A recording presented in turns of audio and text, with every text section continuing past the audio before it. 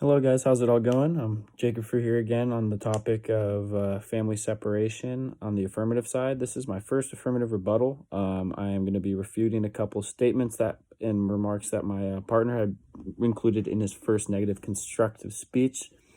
By the end of this, hopefully, and by my conclusion, hopefully, you guys can err on the side of caution and, kind of see that and kind of weigh out what's more important, what's the right thing to vote for. And that would be the Keep Families Together Act because of the good and well-being that it promotes. So without further ado, let's get into it. The first thing he had brought up is it gives the officer an easy out, and it does not promote keeping families together.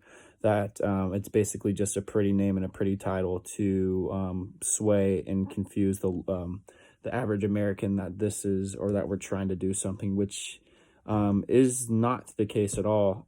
Actually, in the first part of this on congress.gov, where the bill's in place, it says this bill prohibits an agent or contractor of the Department of Homeland Security, the Department of Justice, or the Department of Health and Human Services from removing a child who is under the age of 18 and has no permanent immigration status from his or her parent or legal guardian at or near the port of entry or within 100 miles of the U.S. border.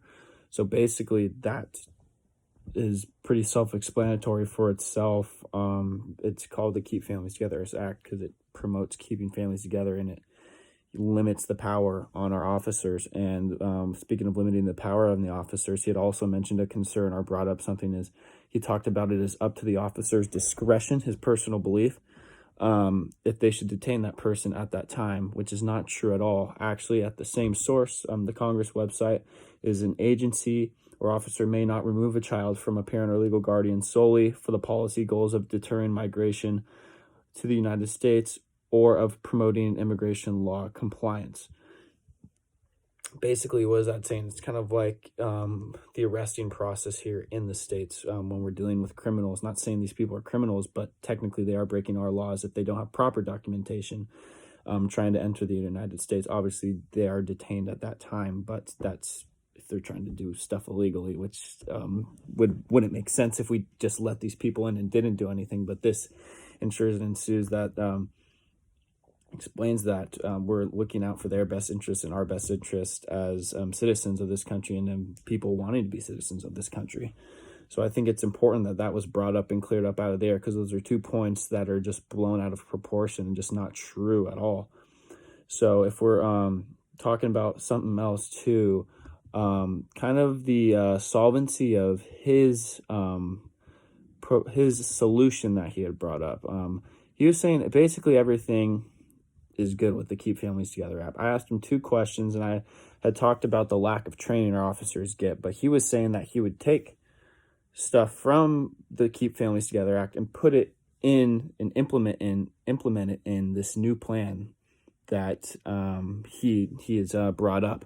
And the biggest thing he hammered home was a catch and release policy. And a little refresher of what that is, the Justice for Immigrants .org talks about it and says a catch and release is a term used to describe the process through which certain immigrants are apprehended and released from the DHS, aka the Department of Homeland Security, their custody pending their immigration court proceedings.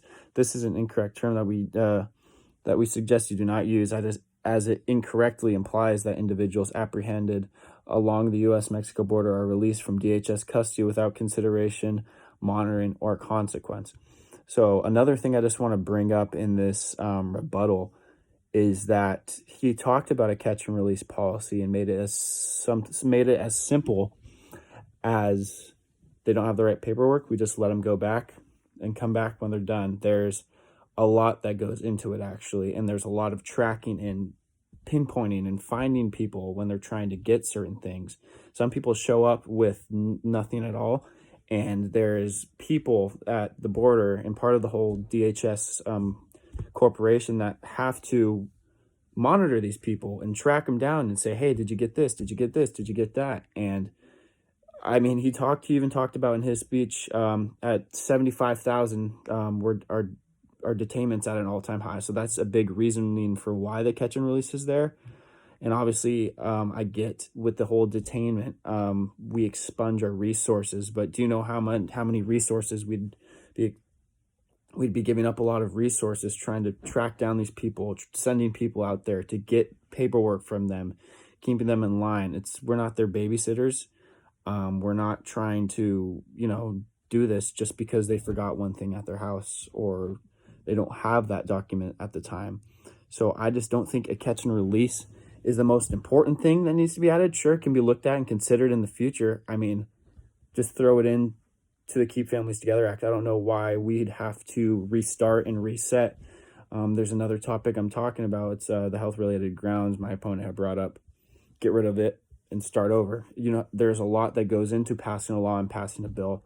With what we have in place right now with the Keeping Families Together Act is very effective and very efficient of what we do at the border.